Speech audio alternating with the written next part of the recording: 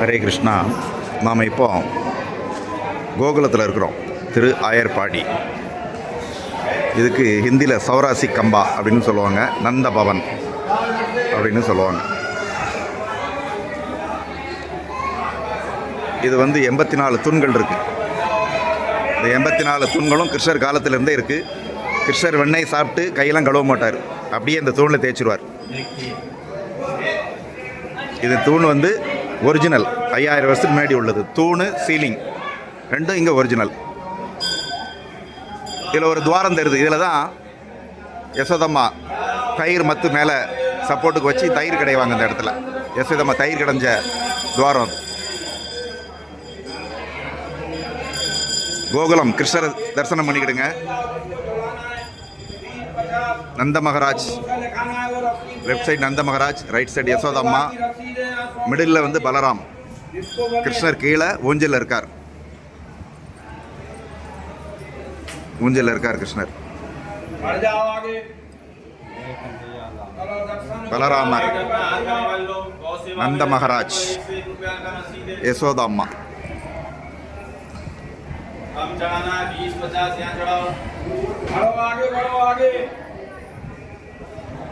இது யசோதம்மா கிருஷ்ணரை தொட்டில் கட்டி ஊஞ்சல் ஆட்டின இடம். இது அந்த காலத்தில் எலக்ட்ரிசிட்டி கிடையாது, அதனால் இதில் எண்ணெய் ஊற்றி தீபம் ஏற்றுற இது. நல்லா சேவிச்சுக்கோங்க. கோகுலம் வராதவங்க இது நல்லா சேவிச்சுக்கோங்க. 84 தூண் இருக்குது. 80 தூண்கள் விஸ்வகர்மா கட்டி கொடுத்தது. இந்த 4 தூண்கள் பிரம்மா கட்டி கொடுத்தது. எல்லாம் சேர்த்து மொத்தம் 84 தூண்கள். திரு ஆயர்பாடி, கோகுலம்.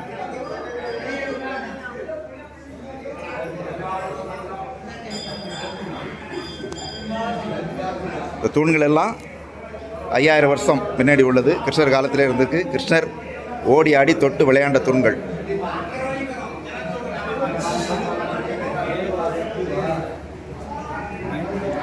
இங்கே ஒரு சுவாரஸ்யமான ஒரு சம்பவம் நடந்தது. ஒரு சமயம் சிவபெருமான் கிருஷ்ணரை தரிசனம் பண்ண வரார். அப்போ கிருஷ்ணருக்கு ரொம்ப அசுரர்களால் ரொம்ப தொல்லைகள் அதிகம். அப்போ யசோதம்மா சிவபெருமானை பார்த்து பயப்படுறாங்க. ஏன்னா அவர் கழுத்தில் பாம்பு, திரிசூலம் இதெல்லாம் பார்த்துட்டு இவரால் தான் பையனுக்கு எதுவும் பிரச்சனை வருமோ நினச்சி அவங்க கிருஷ்ணரை பார்க்கறதுக்கு அலோ பண்ண மாட்டேங்கிறாங்க. அப்போ சிவபெருமான் கிருஷ்ணரை பார்க்காம நான் இந்த இடத்த விட்டு நகர மாட்டேன் அப்படின்னு சொல்லி 3 ராத்திரி 3 பகல் இங்கே உட்காந்து தியானம் பண்ணுறார். சிவபெருமான் பாகவதம் சொல்லுது, வைஷ்ணவானாம் யதா சம்பு.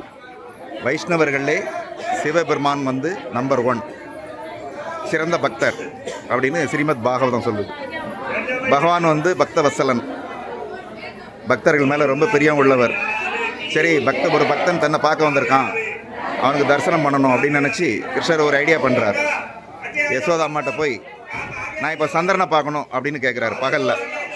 இப்போ யசோதாம்மா சொல்கிறாங்க, பகலில் சந்திரனை வரமாட்டான், நைட்டில் தாண்டா பார்க்கலாம் அப்படிங்கிறாங்க. அப்போ கிருஷ்ணர் சொல்கிறார், வாசலில் ஒருத்தர் உட்காந்துருக்காரு, அவரோட ஜடாமுடியில் சந்திரன் இருக்குது, அதனால் அதை பார்க்கணும் அப்படிங்கிறார்.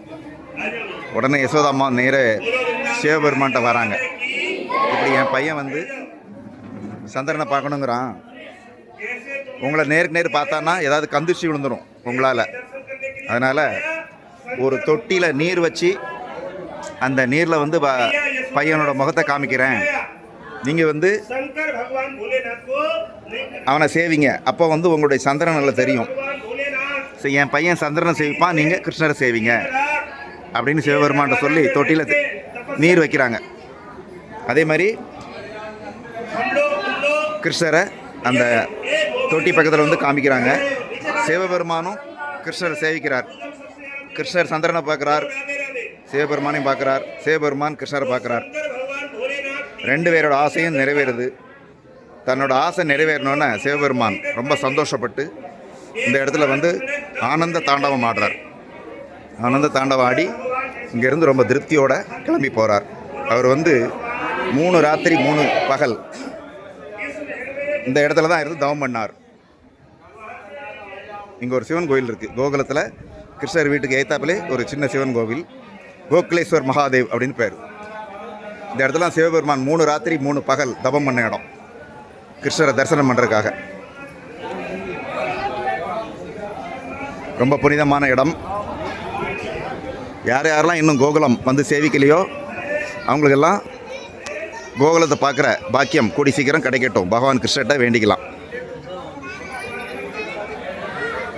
ஜாய் ஸ்ரீ ஸ்ரீ கோகுல்தாமுக்கு ஜாய். ஹரே கிருஷ்ணா. துளசி மகாராணிக்கு ஜாய்.